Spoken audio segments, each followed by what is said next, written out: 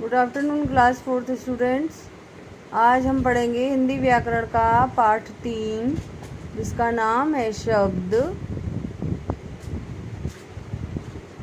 आप भी अपनी किताब ओपन करिए, पाठ 3 खोलिए, पेज नंबर 16। तो बच्चों, इससे पहले हमने पढ़ा था वर्ण, तो उन वर्णों से मिलकर बने शब्द, ठीक है, उसके बारे में पाठ है ये आपका। हम सुबह से लेकर शाम तक कई प्रकार के शब्दों का प्रयोग करते हैं, जैसे राम, खाना, बगीचा, खेलना, सुंदर आदि बहुत सारे शब्द बोलते हैं। शब्द की रचना दो या दो से अधिक वर्णों तथा वर्णों एवं मात्राओं के मिलने से होती है। जैसे क अलग वर्ण है प्लस म अलग वर्ण है प्लस ल अलग वर्ण है, तीनों के मिलने से क्या बन गया? कमल। चिड़िया, कैमरा, ठीक है। तो ये हमने अलग अलग वर्णों को यहाँ पर जोड़ दिया तो क्या बन गए? शब्द। परंतु शब्दों की रचना के लिए यह आवश्यक है कि वर्णों एवं मात्राओं का मेल सार्थक हो, अर्थात उसका कोई भी अर्थ हो।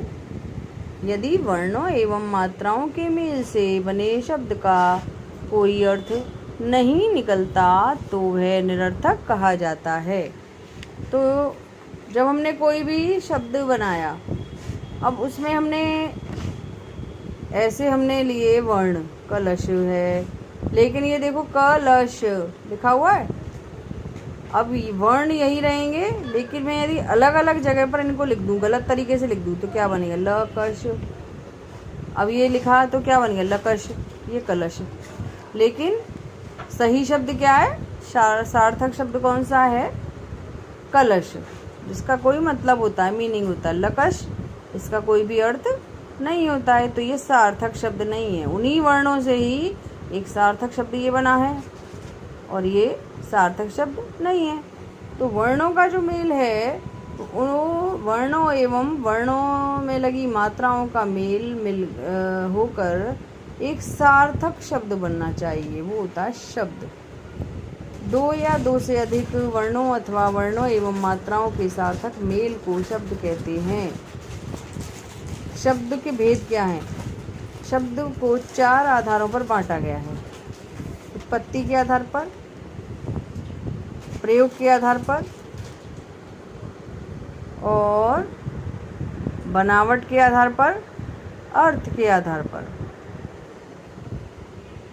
पहला, उत्पत्ति के आधार पर तत्शब्द 4 प्रकार के होते हैं: तत्सम, तद्भव, देशज, विदेशी। बनावट के आधार पर शब्द 3 प्रकार के होते हैं: रूढ़, यौगिक, योग रूढ़।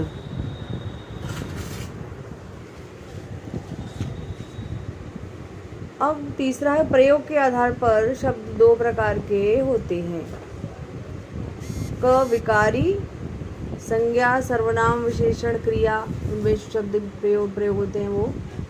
ख अविकारी, क्रिया विशेषण, संबंध बोधक, समुच्चय बोधक, विस्मय बोधक। चौथा है अर्थ के आधार पर शब्द मुख्यतः 3 प्रकार के होते हैं: पर्यायवाची शब्द, विलोम शब्द, अनेकार्थी शब्द।